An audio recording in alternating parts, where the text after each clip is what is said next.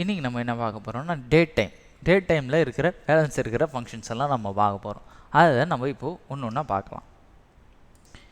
இப்போ இங்கே டேட் டைமில் pd.to டேட் டைம் அப்படின்ற ஒரு டேட் கொடுத்துருக்கேன். ஓகே, மந்த்து டே அப்படின்ற மாதிரி கொடுத்துருக்கேன்.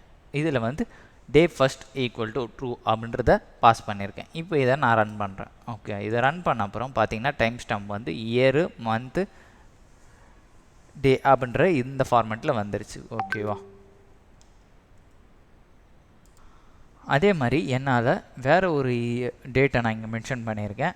இதில் வந்து year first equal to true, அதாவது இயர் ஃபஸ்ட்டாக வரணும் அப்படின்றத மென்ஷன் பண்ணியிருக்கேன். ஓகே, 2008 ஃபஸ்ட்டு கொடுத்துருக்கேன், மந்த்து கொடுத்துருக்கேன், டேட் கொடுத்துருக்கேன். ஓகே, இப்போ இதை நான் ரன் பண்ணுறேன்.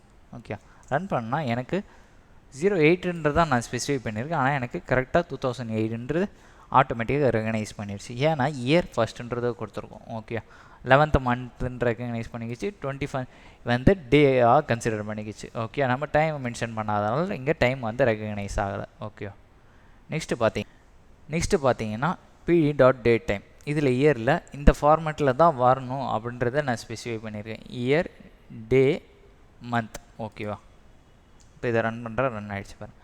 இப்போ இது இயர், இது டே, இது மந்த், இந்த ஃபார்மேட்டில் வரணுன்றதை நான் ஸ்பெசிஃபை பண்ணியிருக்கேன். ஓகேவா, இதை நம்ம ஃபார்மேட் மாற்றிக்கலாம் வேணும்னா.